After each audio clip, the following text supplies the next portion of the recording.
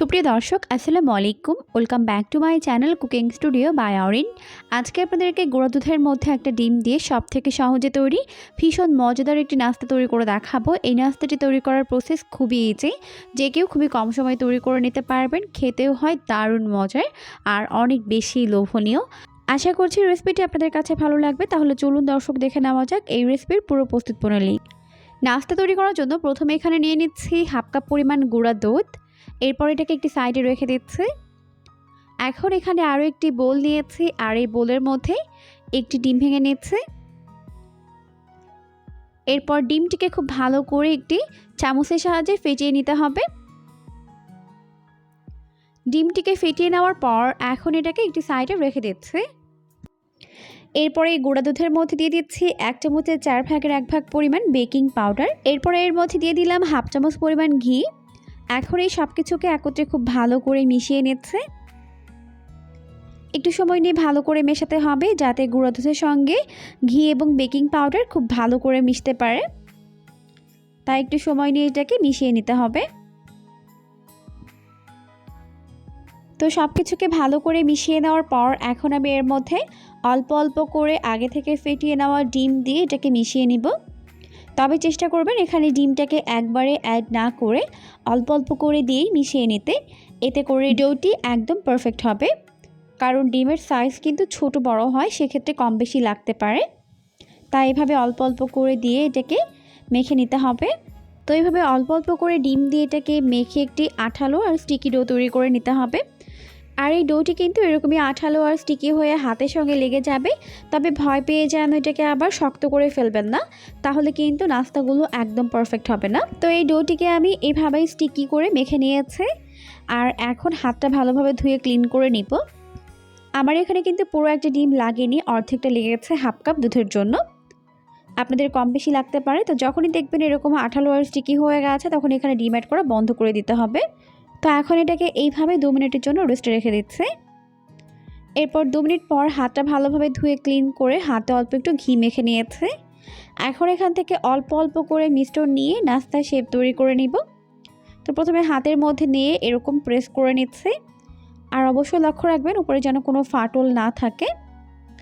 Press করে নেওয়ার পর এখন হাতের মধ্যে নিয়ে এইভাবে এটাকে লম্বা আকৃতির একটা শেপ দিয়ে নিচ্ছে। আমি এখানে 2টি শেপে নাস্তার শেপ তৈরি করব, একটা গোল একটা লম্বা। আপনারা যে কোনো একটিও তৈরি করতে পারবেন। তো এইভাবে আমি সবগুলোকে বানিয়ে নিব। তো এই পর্যায়ে আমাদের সবগুলো নাস্তার শেপ তৈরি করে নেওয়া হয়ে গেছে। এখন এগুলোকে ফ্রাই করে নিব। তো ফ্রাই করার জন্য চুলায় একটা প্যান বসিয়ে দিয়েছি। যথেষ্ট পরিমাণে সয়াবিন তেল দিয়ে তেলটিকে মিডিয়াম গরম করে নিয়েছি। এরপর আমি এর মধ্যে সবগুলো নাস্তার শেপ দিয়ে দিচ্ছি। আর অবশ্যই এগুলোকে মিডিয়াম আঁচে ভাজতে হবে, তাহলে কিন্তু ভেতরে এবং বাইরে ভালোভাবে কুকড হতে পারবে। তো মিডিয়াম আঁচে আমি এটাকে ভেজে নিয়েছি। যখন এরকম একটু কালার চলে আসবে তখন এখান থেকে কিছু আমি উঠিয়ে নিচ্ছি। আমি এটাকে টোটালি 3টা কালারে ভেজে নিব। এরপর বাকিগুলোকে আরও কিছুটা ডার্ক করে ভেজে নিচ্ছি। যখন এগুলো এরকম হালকা একটা লালচে কালার হয়ে যাবে তখন এগুলোকে উঠিয়ে নিচ্ছি। এরপর বাকিগুলোকে আমি একটু কালো জাম মিষ্টির মতো করে ভেজে নিব, অনেকটা কালো করে।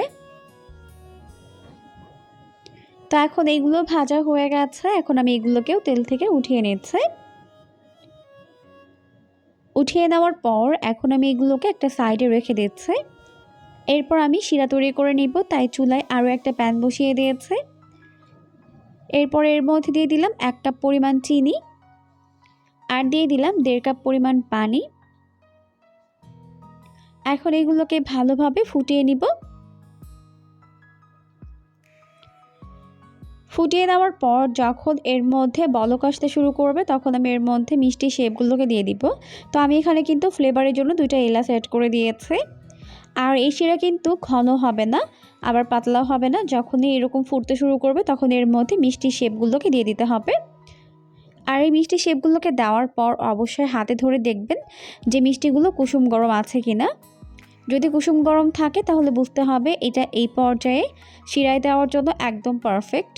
খুব বেশি গরম না, আবার খুব বেশি ঠান্ডা না, মানে হাতে ধরলে ধরা যায়। খুব বেশি গরম অনুভব হয় না। এই পর্যায়ে মিষ্টিগুলোকে দিয়ে দিতে হবে। দেওয়ার পরে এখন ঢাকনা দিয়ে ঢেকে আমি এটাকে 5 মিনিট জাল করব। আর এই 5 মিনিট কিন্তু চুলার আঁচটাকে কমানো বা বাড়ানো যাবে না। আর ঢাকনার এই ছিদ্রটিকে কাগজ দিয়ে বন্ধ করে দিতে হবে।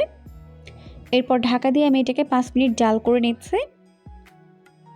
তো ফিরে এলাম 5 মিনিট পর। এখন কিন্তু আমাদের মিষ্টিগুলো একদম শিরা খেয়ে ফুলে টইটুম্বুর হয়ে গেছে। এখন আমি একটি মিষ্টি আপনাদেরকে কেটে দেখাচ্ছি। দেখুন কত বেশি পারফেক্ট হয়েছে। এই মিষ্টিগুলো খেতে কিন্তু ভীষণ মজার হয় আর দেখতেও অনেক বেশি সুন্দর হয়। চাইলে কিন্তু মিষ্টিগুলোকে ডেজার্ট সাথে তো ব্যবহার করতে পারবেন। আশা করছি রেসিপিটি ভালো লেগেছে। এরকমই সমস্ত নতুন রেসিপি পেতে অবশ্যই চ্যানেলটিকে সাবস্ক্রাইব করে রাখবেন। পরবর্তী ভিডিও দেখার আমন্ত্রণ জানিয়ে বিদায় নিচ্ছি। সবাই অনেক বেশি ভালো থাকবেন। আল্লাহ হাফেজ।